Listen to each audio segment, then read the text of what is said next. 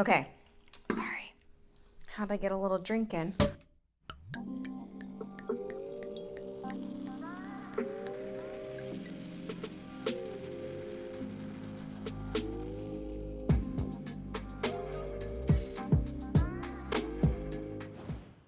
Hi everyone, welcome back to Bottle Girl Diaries. For those of you who don't know me, my name is Cindy Nansiri.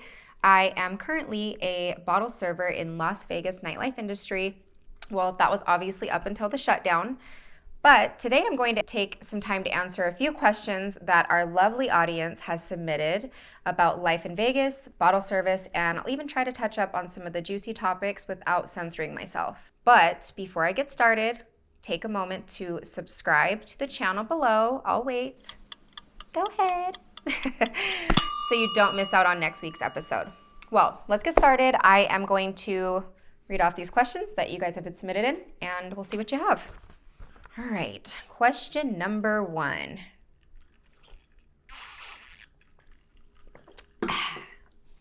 So fucking extra all the time. Okay, what's some or one of your biggest pet peeves from working at nightclubs? There's actually like so many. I would say you guys have to remember that like we are one person. I am one person, so we have other tables than just you, and we're doing our best to service you. So yelling at us and getting impatient with us when you have that liquor courage in you isn't going to make us want to, service you any better. What else? Okay, so we do get hit on a lot, but like getting hit on and then like just being creepy the whole night is a whole nother thing. So it's okay, like if you're like, oh, okay, we get this all the time. You're the most beautiful girl in this club. And then like I see you walk over and say the same thing to the chick on the dance floor. So that's not fair to me. Like I thought you was mine. Um, so that's kind of something that's annoying. It's kind of like one of those things like, don't come in and try to like play the game on us. Like we do this every night for a living. Another pet peeve is honestly, if you don't have the money to come to the club and tip accordingly, then don't come. Like, I get it. You want to come out, pop bottles, have a great time, but there's a time and a place for that. And if it's not suiting to your budget, you probably shouldn't, because then you're just going to regret it later. Like, and you're probably buying bottles for people that only want to hang out with you at that time, and they're not your real friends. So really random, I know. And then just also like helping us maintain the cleanliness of your table too. Like, people have come in and like literally throw napkins everywhere or just stick their gum on the table. And I'm like, would you do that at your own house? I mean, some of you probably would, but if you wouldn't do it at your own house, then why would you do it at your table? It just makes no sense. Other pet peeves. Oh, for the love, please, please do not try to, don't stick your hands in the ice. You're consuming that ice. So why would you stick your hands in the ice when you probably just got done grabbing somebody's butt from the dance floor? It's gross. It ain't it. Don't do it. Ugh, I can't be bothered. Next question. What are some table etiquette guests or customers should follow? So I get it. Like you might have a big group and like you're wanting to split the tab, but you guys have to understand it's really hard. It takes a lot of time to split those tabs up, and then you're bitching at us at the end of the night like, where the hell is my tab? Well, you gave me 5 cards, homie. So did you not think that taking that big number and dividing it by 5, whatever the number is, maybe 10K, 12K, isn't going to be hard for us? We have to calculate everything and get it all evenly. Sometimes people's cards don't always go through. It's a mess. More table etiquette. Oh, let me just tell you something. If you're not the guy buying the bottles, you have no business hopping in and being like, don't buy that bottle, don't buy that. Why do you care? You're not paying for it, so why are you trying to monitor your friend's money? Like, if he wants to pop off and buy bottles, then let him do what he's doing. Like, sit down. Like, unless you want to give me your Amex, then we can talk. When you go to work outings or out in general to nightclubs, do you always take care of the server and busser? For example, if the server isn't making an effort and doing the bare minimum, what you saying? And do you still take care of her? Yes, we do. And the reason for that being is because we are in the nightlife industry. So we do go to other venues and support them on their industry nights, on our nights off. We always usually tip, especially because for that server and that busser, if we're their only table, then that's all the money that they're making for the night, as opposed to like a paying table that has, more potential to spend, which makes their tip go up. Plus, it's just tip karma. Like, just in general, if you're coming out, your tip should start at no less than 20%. You can go down to 18, but that's like the lowest, ever. And especially taking care of the busser, absolutely, because you guys have no idea. I'm just saying this because my cameraman is a busser and like I'm just kissing his ass right now, just so you guys know. So he doesn't like throw something at me. No, but for real, the bussers are our backbone to to our job. I'm gonna tell you one thing right now. Number one, I'm definitely not getting my own ice. Mm-mm. And they'll okay, when you guys have people that you get too drunk and they throw up, guess who gets to clean that? The busser. So just avoid that. The bussers also, restock and replenish the glassware, the linens. I mean, they clean everything. Even when the nightclub is closed, they're the ones wiping down the seats that y'all, smeared your nasty feet on, pissed on, spit on, and did whatever else on. I don't know. But yes, we always take care of the server and the busser because, believe it or not, we do work really hard. Ooh, I like this question. How do you look so good? Whoever this person is gets a prize just for asking that. Thank you so much for the compliment, first of all. How often do you work out? How's your diet? And do you girls train all year round to keep your body tight? Okay. Well, I would say this, looking good on the outside has had a lot to do with the way that I've taken care of myself. I never really knew the terminology for a diet till I moved to Vegas. So basically just high protein, low carb. I don't really drink soda. I just drink alcohol and champagne, way better for you. Just not eating late at night. Intermittent fasting has helped as well, meaning that let's say I go to bed at 10 o'clock at night, then I wouldn't eat until 12 o'clock the next day. The fasting hours are 12 to 16 hours, and then eating in an 8-hour time span during the day. As far as working out, I mean, yeah, we do train. Okay, it's really weird. You would think that most people want their summer bodies, and that's what we do. But in the summertime, we don't get a lot of time to work out because it's our busy season. So March through October is our busy season. So some of us work doubles. We work at the daytime at the pool, at the nighttime at the club. So we don't get a lot of time to train. So we have kind of November, December, January, February, and some of March to tighten that shit up.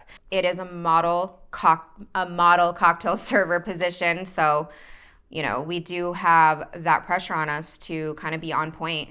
What makeup and foundation do you use in Las Vegas during the summertime? Because the heat is real. Yes, it's 109 degrees today. I can't be bothered.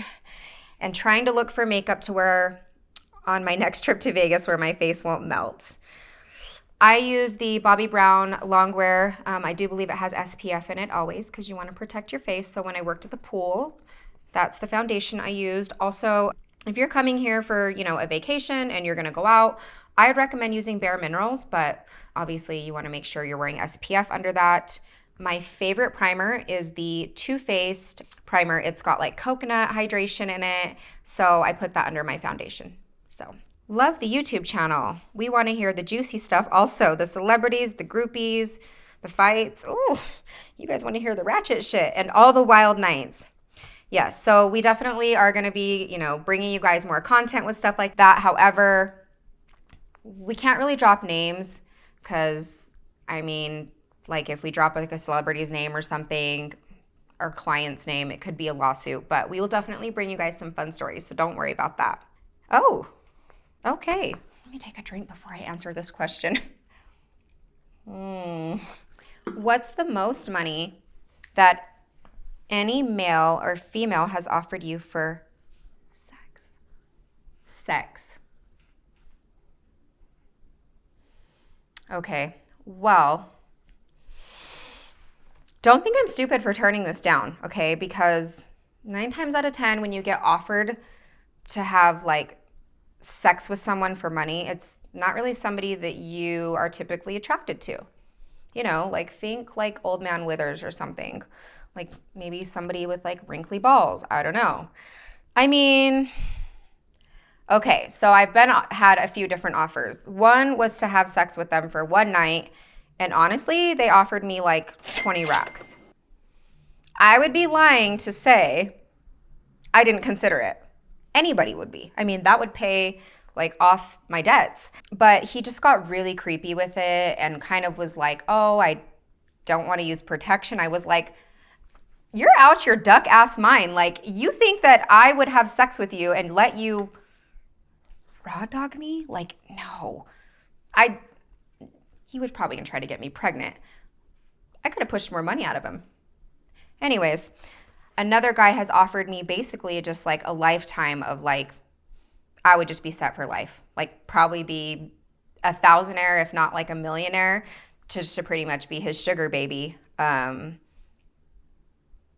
I haven't met these men either. Keep that in mind. Like they just find me. I don't know if I have like sugar baby like written on my forehead or what. I mean, my forehead's pretty big, so you can fit a lot of like writing on there. But like, yeah, there's some men out there who just have a lot of money and they don't know what to do with it. Like, and I mean, I appreciate it in a sense, but it's just a weird feeling. Like I don't want to be forced to have sex with somebody. Like I want to be able to have sex with somebody because I'm intimately like I'm attracted to them. So, next question.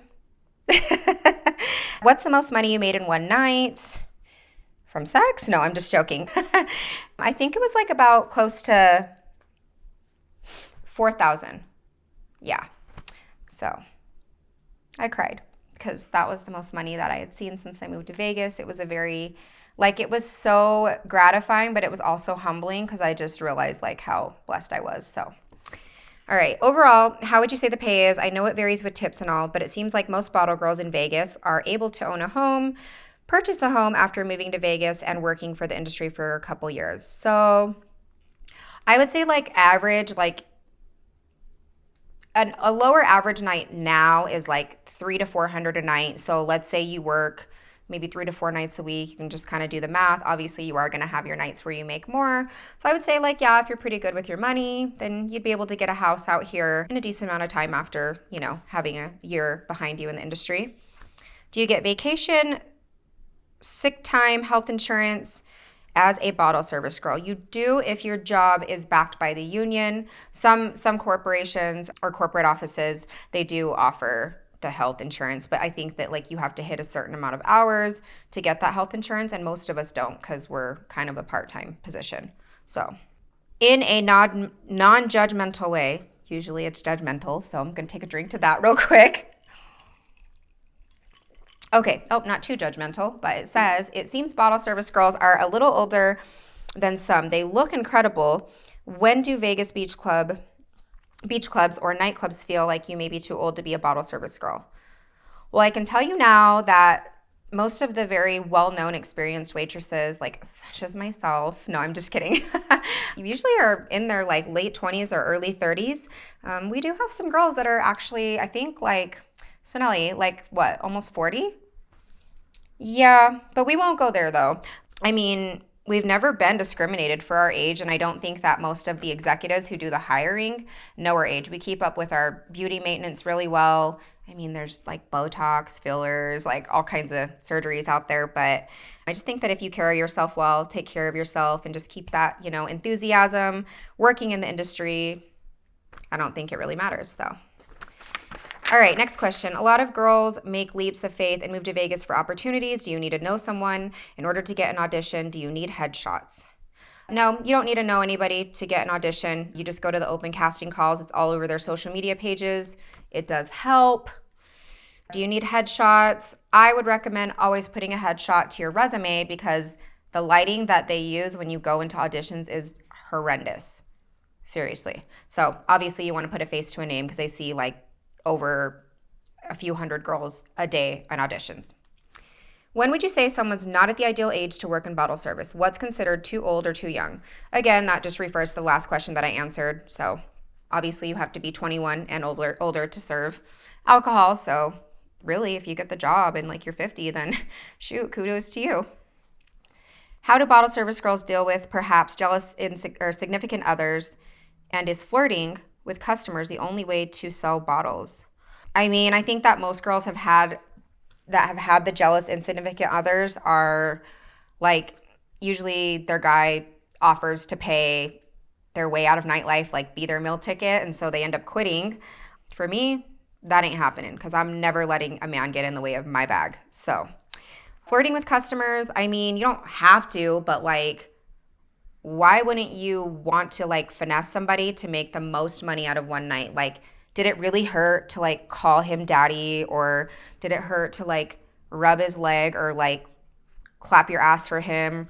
Did it really hurt in that like 4 hours that you had a table to, like finesse somebody, like sit on their lap? I mean, I don't know. Times is tough, so make your money where you can, sis. Why do you need a good social media outlet profile to work in bottle service? You don't really need to have like a large following, but it helps because we do have social media requirements.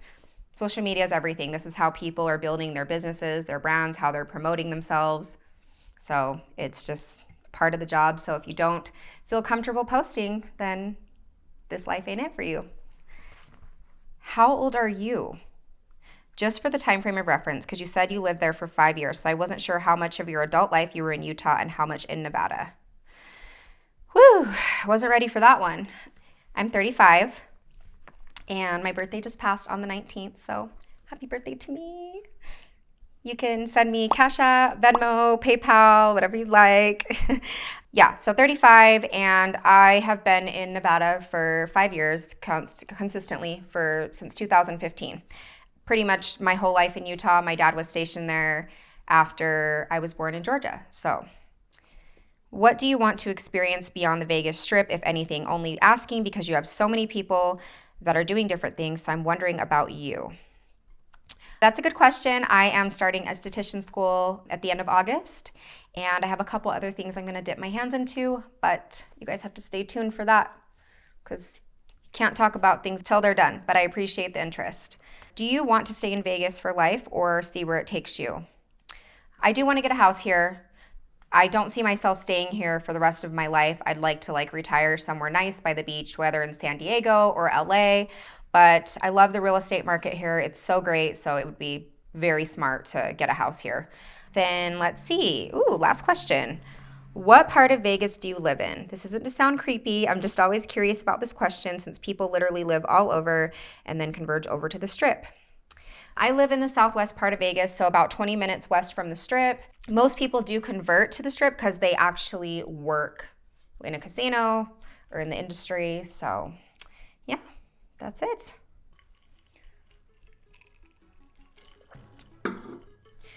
That's all we have for today, guys. Thank you for tuning in to another episode of Bottle Girl Diaries.